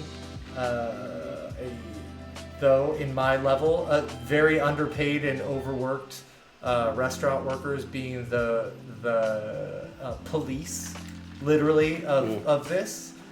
I think they should have a little bit better plan or structure for having that, because it just falls on the it's kind of cool that exactly. It's kind of cool that New York City took a stand on that. We have mixed enforcement here in Portland. Right. It's up to restaurants can require it. And one of my favorite spots in town, Rum Club, made a great video explaining why. Well, if you don't want to get vaccinated, you can sit outside. We have a patio. Right. You're welcome to sit out there. Best of both worlds. It's that easy. Yeah, but I guess that's my point though, John. Even if our city did make it a citywide mandate, they'd still leave it to us to have to figure out how to do that. And that's one more thing that I'm tired of being thrown on to the restaurant industry right now of like, oh, we got to figure this out. We got to fix that. We have to build palapa bars outside in the street so that you can sit there and eat, and then put plexiglass up, and then do all these other like I don't know how many more pivots the restaurant industry can take on it and be having to enforce it on its own. I think our schools are kind of the same way. They're like, hey, don't do this. We're not going to give you any more money or people to make sure that doesn't happen. And so, I'm a little mixed. I am appreciative of all of my coworkers and brethren that are out there still doing it right now. And again, there's a part of me that's missing it and wants to get back to it. But there's also a part of me that I could see getting pushed over the edge way too fast within this setting. Damn. Yeah. It's a strange thing, man. I hope, Loriander, we get there soon. Yeah, it's hell yeah, Lucif. We're jealous. We'll see. If nothing else, at least we can keep doing this stream and seeing each other. It's opened up the fact that like we have each other to like still be able to get together with for now. It's not the same, but we got it, and hopefully we can bring you a little bit of joy in the meantime. Yeah. Hoping. You ready for that last cocktail? Should we make our Oaxacan old fashioned and send all our friends off with a nice smoky smile? Yeah. Exactly. Let's do it. Cool. All right. So, Bengineer, calling all engineers. This one's for you. We got a stirred cocktail. This one's stirred because it has no citrus directly in it, but it's going to be delicious and fantastic. So you've been waiting all day for it, or at least for the last hour and 40 minutes. Maybe not all day. Let's get started with this stirred cocktail. John, you're definitely doing reposado. We agreed for that one for this. It needs that a little bit of caramely take, right? Yeah, I got my mama juice here. Nice. I got it. I'm gonna taste it by itself just to prime after all that 1800 I just had. Nice. Did you get that one? Yep. All good. Alright. Yeah. Yeah, caramely. I get it. Okay. Okay. Not the same smoothness, or not the same bite to it, not the same tang on the end. Right. It's still tasty. It's good though. It's good. Yeah. Yeah. Take us away. All right, so I'm going to go for an ounce. Oh, what am I doing? I skipped my everything else, but we're just going. We're old-fashioning this, so we're going straight for spirits. So I'm starting with 1.5 ounces of my reposado tequila, and then we have 3 different varieties of mezcal here that we could be using. My normal go-to, and especially for drinking all by itself, John, is going to be Union. It's going to be this mezcal here. That is my first favorite. I have Vida Del Maguey is my second. And Sombra I have here on the 3rd pedestal down, which is fantastic as well for a different... I think a drink that I use each way in, now that I think about it. Yeah. And for this particular cocktail, I'm going to throw an audible, John. What you're using, Sombra? Yeah, that's the only mezcal I have. Union has a great carameliness by itself. I'm not going to go Sombra. I'm going to go for Vita because it's the strongest. It's going to be the strongest amount of smoke for me, especially since we're only using 1/2 ounce of mezcal.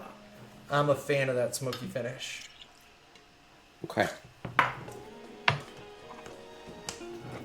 Makes sense. I got the Sombra for the PDT episode. We went to the PDT cocktail book, and that was what was called for in my. I think it was my cocktail choice that time. It was. Sombra I thought was smoky, but you're saying Vita even more so? I feel like it is. Yeah. Okay. I feel as though it is. I haven't gone through the gauntlet again, and that'd be a lot for the end of our show to suck on all of them right now. But I feel like I have I feel like Sombra and Union are a little closer in their smoky profile. Union being a little bit more reposado caramely for its finish on my exhale. But I almost am getting Lefroy Scotch-like with Vita. I'm just remembering what Sombra tastes like. I will taste right now, and I'm very happy with it. Okay. I have to look at this Vita. Too. Now I want to have that Sombra as well here. I forget if I said it earlier, when technically all tequilas are mezcal. Yeah. But not all mezcals are tequila. However, to say tequilas are just like mezcal that is not doing it justice. The mezcal is really a flavor of its own. Mm-hmm. There you go. Just a little Sombra. Yeah, thank you for introducing us to that. I had never even had Sombra before. You had that cocktail that called for it. And then I have it in a cocktail that I love, that other cocktail that we were talking about. Yeah, it's tasty, right? All right, so we got both of our spirits in there. We need to do a little bit of bitters, and we want to do a little bit of agave because we need a sweetener. We're going to do a bar spoon's amount of undiluted agave. Should be close to our quarter ounce. From our first drink. Same agave. Yep, that's what I'm using. And I'm gonna give it a stir in as I'm putting it in too, so it just doesn't sink to the bottom, like honey tends to do, and kind of just freeze right there. Why not get it going right away? And then we're gonna add our bitters to the whole thing. And Loriander, here's where we're adding a little bit of heat because we wanna add some spiciness to go with the smokiness of the mezcal. So we're gonna not only add a nice big dash of our Angostura, so we have the old-fashioned flavor, you know, the cinnamon, we have the, no actual Angostura in Angostura, but you have the cinnamon, you have the gentian, you have those nice bitter profiles to it, and then we're gonna add some heat with, John, what are we adding heat with? Bitterman's Mole Bitters. That's right. I'm not going to try to pronounce the the Aztec word right before that. Not Spanish. Yeah. It's Those definitely bitters. Aztec. Well, Bitterman's bitters, a fantastic bittering. I mean, they're fantastic bitters. We know Adrian and Janet were regulars of mine at A40. Fantastic folks. Love nerding out and talking about flavors and talking about how we get there and kind of experimenting with them. So I thank you both for giving us your time. John, I have this fantastic dropper. How many are you going to put in? How many are you going for? Just a full pull? I went in a half pull. Half pull? And I'd say... Of what this dropper... And I got a smaller kinda. dropper, so I'm guessing like 15 drops, which is probably going to be most of this, but we'll see. 2, 3, 4, Okay. 5. I want to split this evenly between the Angostura and the Mole. Perfect. 15 drops didn't get me quite there, and I think that's we're splitting those pretty evenly in as well. Let's add our ice. Everybody grab your cocktail glasses. I forgot, I'm gonna grab, will you do me a favor? Go out in the deep freeze and grab me a BFC. They should be ready, hopefully. Fingers crossed, everybody. While Bree grabs that, I'm gonna grab some ice from the ice maker to stir this up. Did you say BFC? I did. I feel like we should have an air horn every time. BFC. Brr.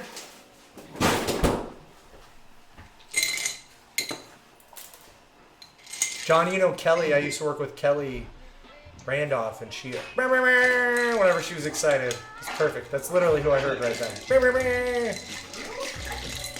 I used to work with Kelly at A40. She'd get excited behind the bar and just like an air horn. They're not done. They're not done. Ooh, one's done. I was like, I thought maybe. Just one's done. Ooh. Oh, baby. Almost done. I got the Swiss cheese of BFCs. So it'll be pretty. Alright, so I'm done doing my stir because I kind of let it sit there and start self-diluting a little bit. So mix that up. And then we're going to strain that over our BFC nice and slow. Ooh, that's a clear one. That's pretty.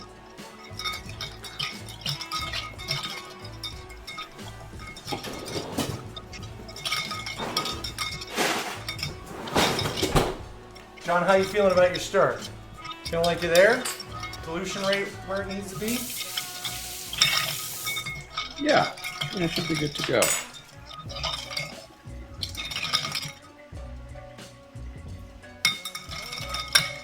Engineer, I hope you found your spoon by now. It's gonna, if not, give it a twist. It's diluted enough. Dude, where's my spoon? All right, and we want an orange peel. I went and peeled my orange ahead of time.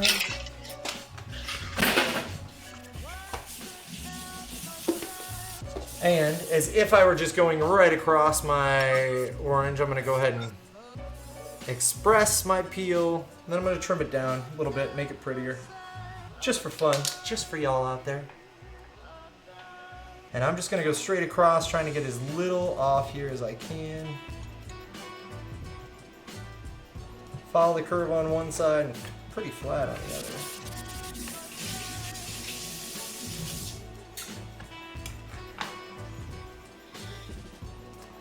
flatten that baby out. Slide it right to the side. How's that look from there, Bree? Looking pretty? I'm trying to get a little closer to me. I also like. Right. Oh, sorry. Losing all that. Who knows what our new setup's gonna look like? That might make it easier, huh? You're done, right? All done. Sorry. All done. Getting ready to drink. Perfect timing. No. What do you think, sir? You ready to dive in? Let's try this. I'm ready. All right. Cheers. Hold on. Okay, now cheers. Cheers. Cheers.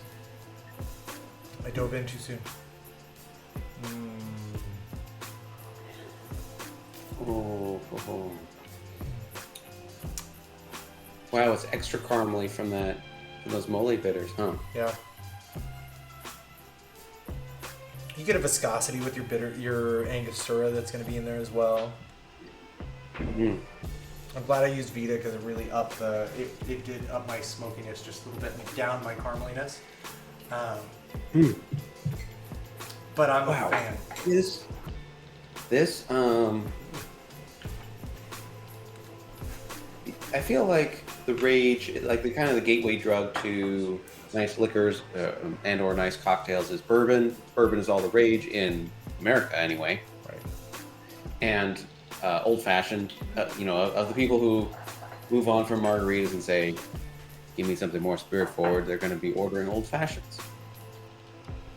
And I gotta say, this goes toe to toe with any old fashioned. This is so enjoyable and so pure by itself. No juices, just like a little bit of sugar, a little bit of bitters. Oh my gosh. It's super good. Just accentuates the flavors that you're already working with. Yeah. I'm a fan. I just think it's an easy way to drink it. Not too sweet, not overpoweringly sweet at all. You get a little bit, just enough citrus with the citrus oil that's going to be in it. The bitters definitely add to the whole thing, and you need them in there for this. Yeah. Sorry, no. I shouldn't knock against whiskey, bourbon, old fashions too much. But if you're looking for something new, order one of these. Yeah. And my favorite thing, John, is exactly what you said. You said it before I could get there, and I was gonna say this is my gateway drug into mezcal, and I'll stick with that. Completely gateway drug, Yeah. or I feel like mixing mezcal with things is the gateway drug. There's that other? I had a rye whiskey cocktail that you at Raven and Rose that we were doing with, believe it or not, with Grand Marnier as well. We were using a orange liqueur and brandy to go with it, but along with mezcal, just because I really appreciated how the carameliness of the mezcal, and I was using Vita as well, how that actually really complemented the carameliness of the whiskey that I was using, and the barrel aging that's on that. And this is the perfect subtle or more distinctive example of that. I love what that does to bourbon, though. And it adds a nice richness to it. Who says that it is enjoyable? So loving this. I agree. As you can tell by my spelling. I feel like I could drink this all night. Yeah. We're trying to be better tonight, Lucif. That's why my speaking is a little bit better this evening as well. It's not doubling up on every cocktail and having one of each of our own, sharing them has been a little bit easier. So did you install? You installed a new speaking chip. A what? A new speaking chip? A new speaking chip. Exactly. That must be what it is. Yeah. Yeah. We're trying all sorts of new technology tonight. It's perfect. Oh, it's too bad no one gave us a follow during the stream. I know. Would have popped up. If there's anyone on that hasn't followed us yet, please follow us just so you can get the pleasing noise. Just so you can get the bang, the bong, So the if you're gong. watching, there should be a button. John, where's the button? Say follow. Button, where's the button? How do we do this? Yeah, fire one off. Why not? Well, no. Like, let's make someone do it. Do it. I see people in here. Well, that first of don't all, follow someone. us. Yeah. Those are calling out names. I'm joking. What is more motivating to All right. I feel like promise them rewards if they follow us, or to promise them punishment? I don't know. Ooh. So what's the Who's punishment? following us? Who do we need to reward? I don't know. I mean, the people in the chat are following us. Wonderful. Anybody? There's some users that are on that I don't know are following us. So if you are, Well, hey, find the follow don't button. feel the pressure. Now's the time. You can get lit up on. Yeah, we were playing. We were There's playing a with the special sounds. surprise. We were playing with the. If Brr, brr, brr. Sorry. It won't be maybe- that annoying. Maybe it won't be that. Jesus. Are you sure? Otherwise, He doesn't have anything to do I with can this. do a test one. I'm not I feel sure. like that I'm might not sure scare he could people away. beatbox. Sorry. What are we talking about? Oh yeah, that's right. Come on, friends. We got a test like 10 minutes before we went live. Ben followed Yeah, us. thanks, Ben. Thanks, Ben. We got you. Thanks, Ben. And we all heard the sound. We were like, "What was Did that?" we break something? Nope. We got another follow. We got a follower. Yeah, you can't. Yeah, but thank you, Ben, for trying. You Thanks, can't just Ben. toggle it off and on again. Ben, I you're mean, I could do right. the test so that everybody, I feel like everybody at least deserves to know what we're talking about. I even missed my screen, by the way. I can't see chat anymore. Oh, what happened? Oh, that's weird. Weirdo. Well, that happens. At least I can see John's face. I'm telling you all, it makes all the difference. Alright, I'm gonna give It does. 2 more minutes and then we're gonna close the show. If no one follows us, we're gonna close the show with the test.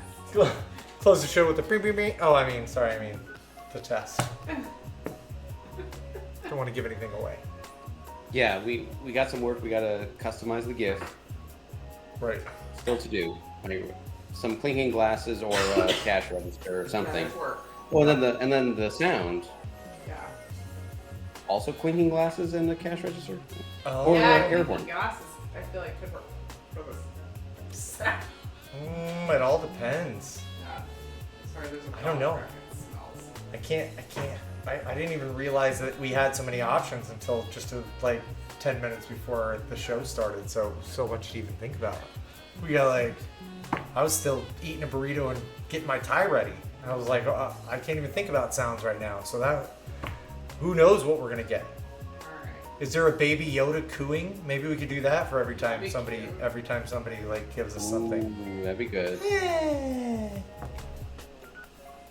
What was that? I don't know if that. Look at, thanks, Benjamin. I really like you sharing what you learned. So I'll read it to you since you know. Today I learned that I should probably try more mezcal. Maybe keep my spoons clean and wash a shaker more often. Hey, Ben, do a life hack and get yourself a pint glass and a shaker and a mason jar too. There's anything to be a shaker. Thanks for coming today, Ben. Yeah. Loriander, thank you for being here again. Always great to hear from our friend and compatriot across the Atlantic Ocean. And Lucid. Thanks for lurking. Oh yeah, go ahead. Oh no, John, please, and I'll thank Lucid in a second. What were you gonna say? What's your follow? Thanks for lurking, Alex. I see you. Yeah, I'll start. Oh, I can't see Alex. Alex, miss you. Thanks for being here. Yeah. Sorry that we've been sporadic with our streams, but we'll get better. We'll get more, and we'll get better with ways that you can follow along too. You never know. We might have some kits or some fun things that we can add on. Alright, should we close it out with the fun sound? Let's close it out with a fun sound. Alright. Thanks everybody for being here. Wait. I didn't say it to Lucif though. I said I was gonna get back to Lucif. Sorry, go. Thank you. I did say it, didn't I? Thanks for being here. You are the raddest. We love being able to count on you, and I can't wait for you to be able to see the new bar setup eventually, and me to be able to start creating some more new flavors to share with you. I also have something else to tell you about. I just remembered, but we'll talk this week. Some cool, exciting things. Yeah. See, All right. she knows. So here's the test, everyone. So if anyone was a little scared tonight after this, next time join us, and this is what can happen. Follow us. Don't be scared. Is it gonna work? Dang it! Come on, John. Why is it not working?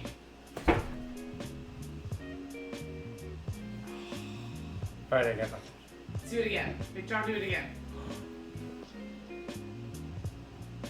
I don't know what happened. No. Man. Make me do it. I don't do it. All right, let's try it again. Wait, are you doing something now? Wait, somebody else. They're fighting. Go ahead, They're fighting over the mouse. It's not like working. I'm still waiting. I couldn't stand like that the whole time though. I just shit my pants for sure. I'm trying to reload it. All right, everyone. Reloading some sounds. Angry John. Oh my gosh, I got the chat and it's gone again too. Lucif, I saw you said something. I'm sure it was great. Such a tasty night for the tequila fans. All right. I don't know why the widget's not working. Let's try again. Oh my gosh. Worked. That's right. Oh, thanks, Thirsty Therapy, for the Thanks, follow. Thirsty. Yay! This is the one we want. Next time this is going to say cha-ching. Oh, I love it. That's a great little sound. Fairy, Thanks, I John. do believe in fairies. John. Thanks Thanks, John. me for your donation. To you. I really, Thanks, John. really brought the wallet out for this one. John, you're the shit. Thanks for the $4, John. Brr, brr, brr. Sorry. Now we gotta find that. Yeah, now you gotta Wait, find that. that. Brr, brr, Nobody's gonna watch more.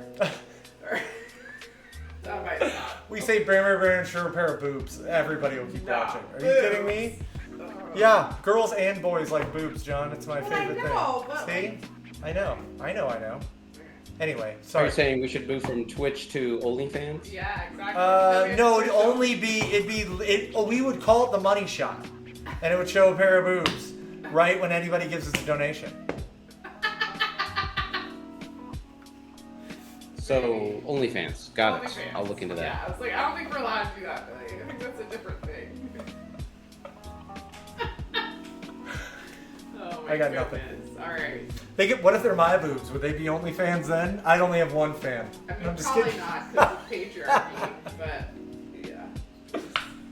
All right, everybody, you're awesome for joining us. We can't wait to show you the new set. Things are going to be a little bit more static for us from now on. You'll be able to see all the Thanks, things that we have to do. Boobs are not the money shot. No, I think. Sorry, I do believe by definition boobs are No. literally the money shot. right, whatever. But Next time on Thirsty Therapy. I know. next time on Thirsty Therapy, we dive into Urban Dictionary to redefine porn terms. I'm just kidding. Okay, goodbye. 21 and over. All right. All right, everyone. Bye, y'all. Thanks for coming in. We'll see you soon.